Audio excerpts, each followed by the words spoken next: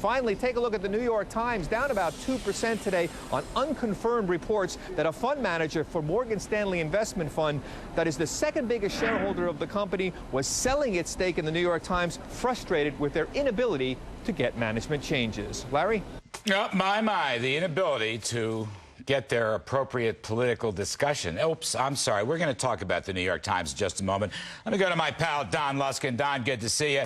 Stock market says no recession. InTrade now is basically saying no recession, a complete turnaround. The Fed's beige book late this afternoon, on the other hand, said, whoa, since late August, since the credit crunch, we may have a problem. And the Treasury market started out real bad all day today, Don. But after the housing numbers earlier this morning, you had a big drop in interest rates. 90-day Treasury bills off 25 basis points, dropping under 4%. 10-year bond rates down 10 basis points. So it's kind of a mixed bag. Where do you come out? There's going to be no recession. We're up 10% plus from the August 15th bottom. Everything's going to be okay. Can we talk about the New York Times? Yeah, we're going to get to the Times in a second. This big report is inflation. We're going to put it up on the screen. Inflation came in maybe a smidgy higher than the consensus thought. Where are you coming from, Don? What do you think here? Well, a couple of details are worth noting. Food inflation continues to run very hot. I think 4.6%, something like that, if I recall correctly. Owner's equivalent rent, the largest single factor in the index, is really popping up big. I think it's 3.5%.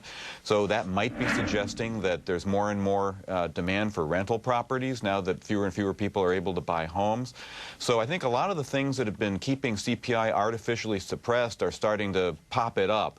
But, you know, having said all that, I really wouldn't get hung up on these backward-looking government statistics. This is not where the inflation rubber meets the road. You want to be looking at the U.S. dollar, you want to be looking at oil, you want to be looking at gold. Those are the market price-based, forward-looking indicators of inflation that really count. And the heck with these statistics. You agree with Don? So, Don Luskin, what about Morgan's sale of the old gray lady, or should I say the liberal old gray lady? What do you make of this? Can a liberal media newspaper survive in today's world?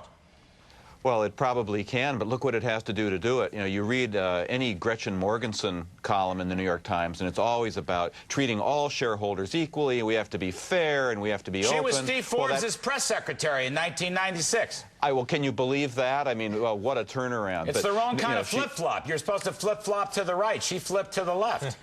Oh, I'll say. But, you know, her own employer ought to take its morality from her columns. Clearly, there is no stock structure more opaque and more insider favorable than that of the New York Times, controlled by the Sulzberger family. And the reason that Morgan Stanley gave up is they are Class B shareholders, and they're just out of it. They can't have any control over the company, even though the Class A shareholders control a minority of the shares. It's a manifestly unfair, hypocritical position. All right, to coin a phrase, Liz Peek, on the way out, you all come back next.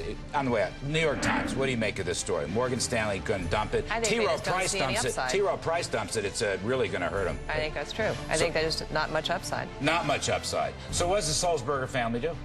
They take it private? You can't raise money for an LBO now, can you? It's pretty tough. I mean, it's a pretty big number. I would not think so. What do you think about this, New York? I mean, it's the New York Times. It's the Boston Globe. God, the Boston Globe makes the New York Times look conservative. Absolutely. No, I mean, there's cash flow there. It's dwindling cash flow. The upper end of the LBO market is really choked up right now, and you won't find a lot of financing to happen, so I don't think it's a very good time for that. Maybe they changed their politics. You know, Larry, the real mystery about this Morgan Stanley sale of the New York Times stock today, the thing I don't understand is who was stupid enough to buy it from them. Hey, Luskin, I actually want the Fed to protect the dollar. I don't think they should ease anymore. What's your quick take here on the way out?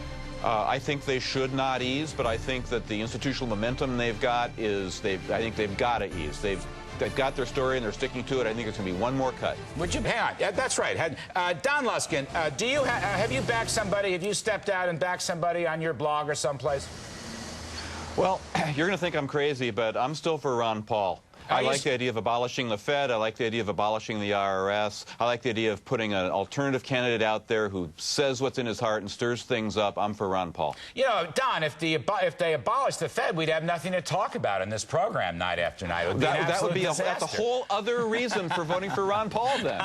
We'll find other stuff to talk about. John Relich.